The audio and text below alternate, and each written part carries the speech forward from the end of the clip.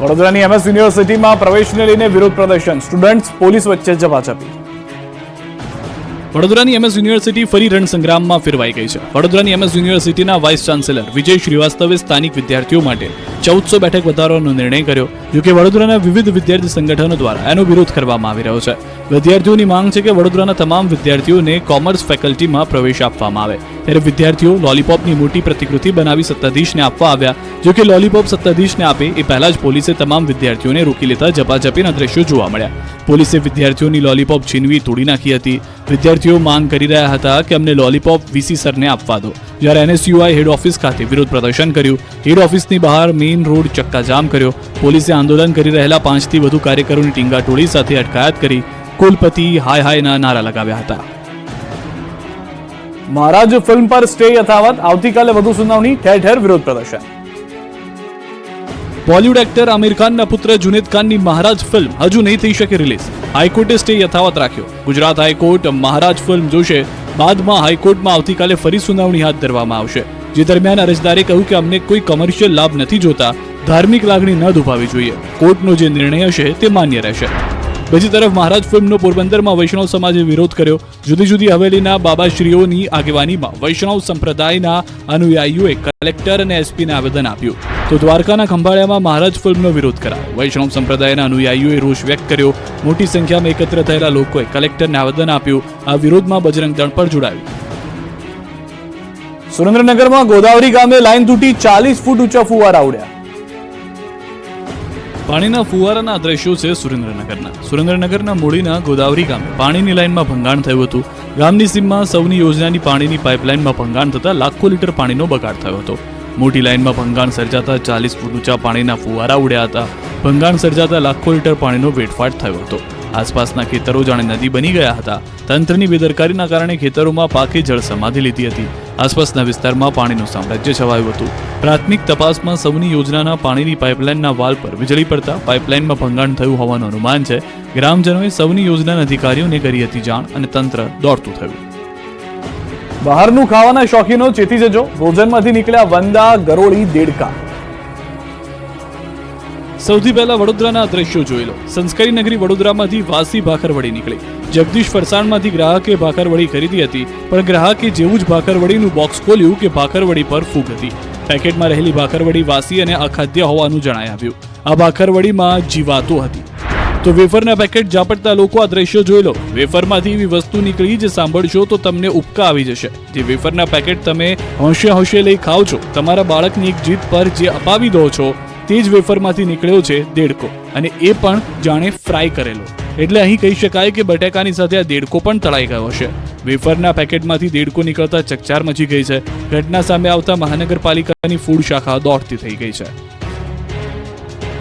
તો બાલાજી વેફર્સમાંથી જે દેડકો નીકળ્યો હતો તે મામલે બાલાજી વેફર્સના મેનેજરનું નિવેદન આવ્યું છે. વેફર્સનો પ્લાન્ટ રોબોટિક મશીનથી સજ્જ છે. આવો બનાવ બનવો શક્ય નથી તેવું મેનેજરનું કહેવું છે. પ્લાન્ટ ઓટોમેટિક હોવાને કારણે એરર આવે તેવા તથ્ય વિહીન છે.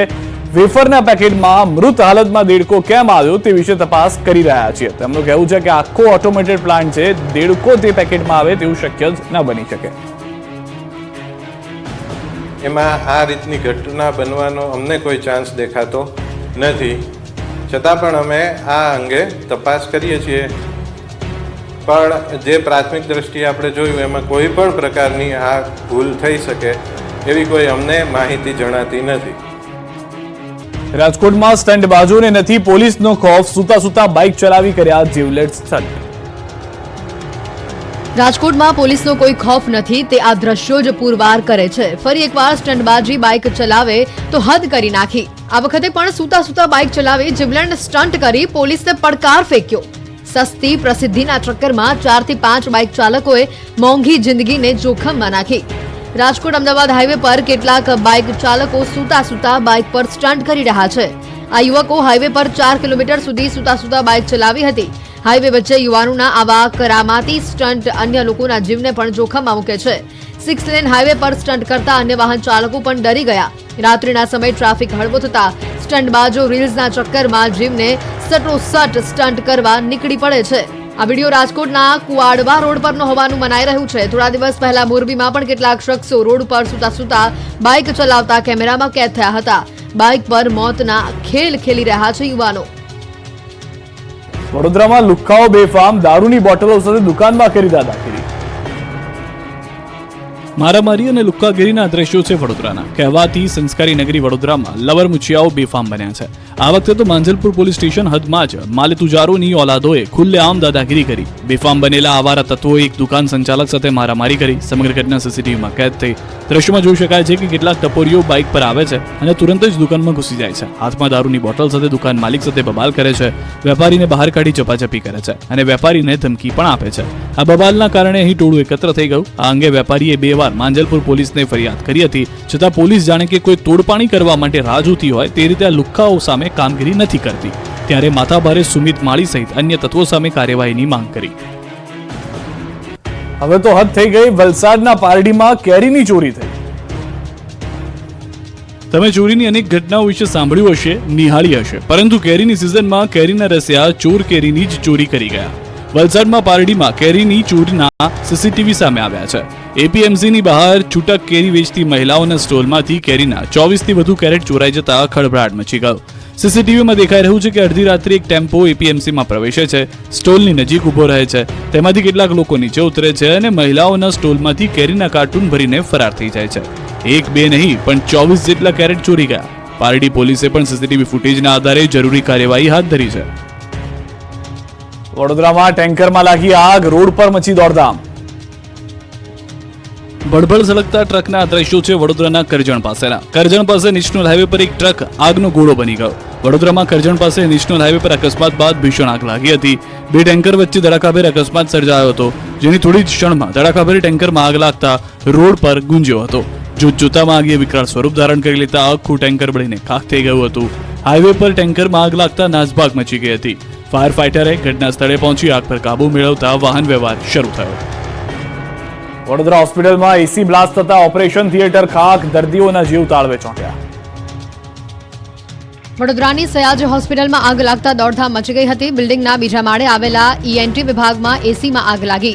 ઈએનટી વિભાગના એસીમાં ધડાકાભેર આગ લાગી, જેનાથી આખા રૂમનું વાયરિંગ સળગતા ધુમાડાના ગોટે ગોટા નીકળ્યા, જે આસપાસના વાયરિંગમાં પ્રસરી હતી અને આખા રૂમને બાનમાં લેતા ધુમાડો ફેલાયો હતો. આગથી હોસ્પિટલ સ્ટાફમાં અફરાતફરીનો માહોલ જોવા મળ્યો. ફાયર વિભાગની પ્રાથમિક તપાસમાં બહાર આવ્યું કે શોર્ટ સર્કિટના કારણે એસી બ્લાસ્ટ થયો હતો અને બાદમાં વિકરાળ આગ લાગી હતી. આ વિભાગની આસપાસ આવેલા વોર્ડના દર્દીઓમાં ભયનો માહોલ સર્જાયો હતો. દર્દીઓના જીવ તાળવે ચોંટ્યા હતા અને તેઓને અન્યત્ર ખસેડવામાં પણ આવ્યા. આ સમગ્ર ઘટનાને લઈને ફાયર વિભાગ સાથે પોલીસ પણ દોડી આવી. ફાયર બ્રિગેડની ટીમે સ્થળ ઉપર પહોંચી ગણતરીના કલાકોમાં જ સ્થિતિને કાબૂમાં લેતા દર્દીઓએ હાશકારો લીધો. ભાવનગરમાં પોલીસની હાજરીમાં રોડ પર બુટલેગરે કરી જન્મદિવસની ઉજવણી. ભાવનગરમાં પોલીસ અને બુટલેગરોની મિલીભગતનો પર્દાફાશ થયો છે. જો જાહેરમાં ટપોરીઓ કે યુવાનો જન્મદિવસની ઉજવણી કરે તો પોલીસ તેને પકડે, કાયદાના પાઠ ભણાવે, પોલીસ રોફ જમાવે. પરંતુ ભાવનગરમાં કુખ્યાત બુટલેગરના વટ સામે પોલીસ મિંદડી બની ગઈ. દ્રશ્યોમાં જોઈ શકાય છે કે ભાવનગરની ચિત્રા મિલિટરી સોસાયટીમાં કુખ્યાત બુટલેગર વિજય ઉર્ફે ભાણુની બર્થડે પાર્ટી ચાલી રહી છે. જોશ જોશથી ડીજે વાગી રહ્યું છે. રોડ પર 1, 2 નહીં 5 થી 10 કેક કાપવા માટે મૂકી છે. લોકો નાચગાન કરી આખી સોસાયટીને બાનમાં લઈ રહ્યા છે. ત્યારે પોલીસની વાન ત્યાંથી પસાર થાય છે, પરંતુ પીસીઆર વાનમાં બેઠેલા પોલીસે જાણે અહીં કંઈ બનતું જ ન હોય તેમ ચાલતી પકડે છે. ન તો પોલીસ ઊભી રહે છે, ન તો કોઈ કાર્યવાહી થાય છે અને છાકટા બનેલી બુટલેગરની ગેંગ અડધી રાત્રે નાચતી રહે છે. આ દ્રશ્યો જોતા લાગે છે કે ભાવનગર પોલીસ બુટલેગરોના હાથની કઠપૂતળી બનીને કામ કરે છે.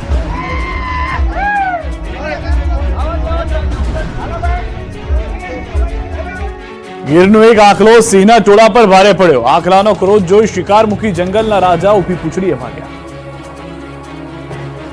સિંહ એટલે કે જંગલનો રાજા, પરંતુ સિંહને પણ ક્યારેક પરિસ્થિતિને જોઈને પીછેહટ કરવી પડે છે.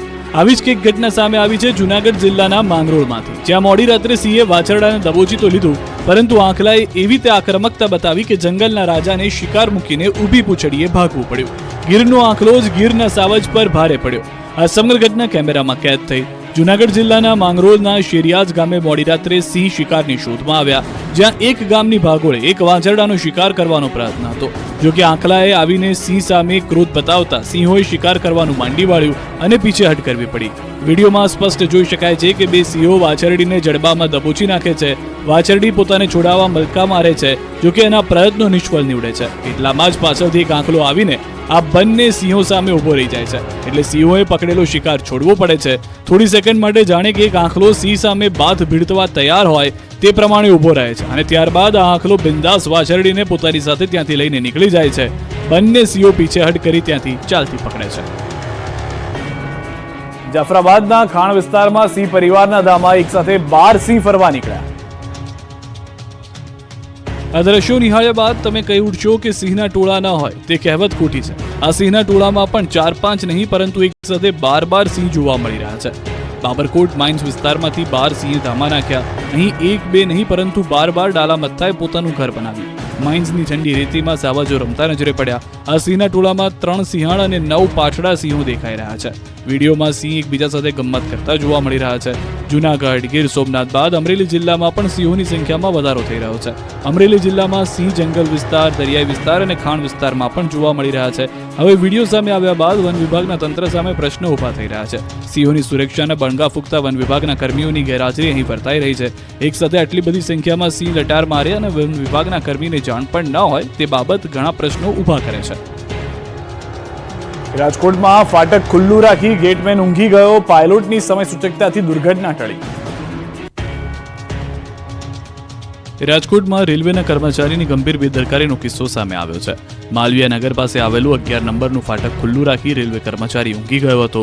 આ સમયે જ અચાનક ટ્રેન આવી ચડી હતી, પરંતુ પાયલોટની સમય સૂચકતાને કારણે તેને ટ્રેનને ધીમી પાડી દીધી.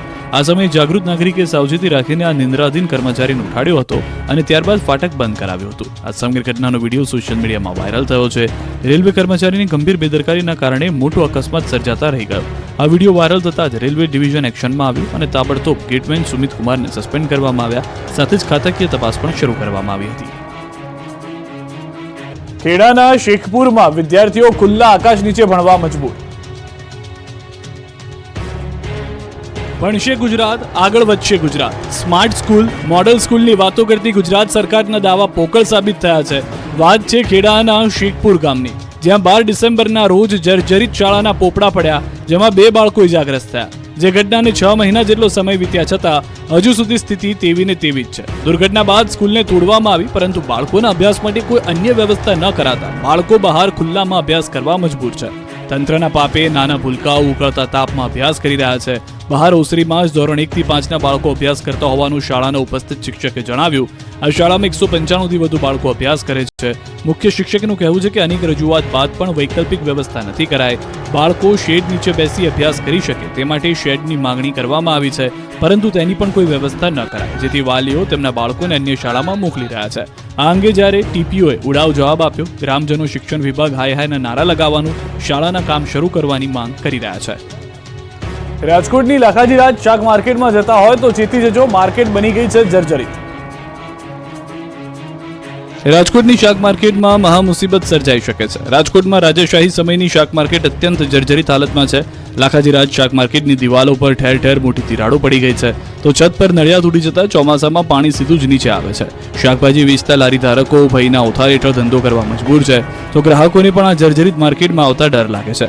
વેપારીનું કહેવું છે કે 5 વર્ષ પહેલા મુલાકાતે આવેલા તત્કાલીન મેયર અને કમિશનરે સમારકામનો વાયદો કર્યો હતો, જોકે વર્ષો બાદ પણ અહીં કોઈ ડોકાયું નથી. મેયર કમિશનર તો બદલાઈ ગયા, પણ શાક માર્કેટની સ્થિતિ ન બદલાઈ. બીજી તરફ સમારકામ કે બીજી વ્યવસ્થા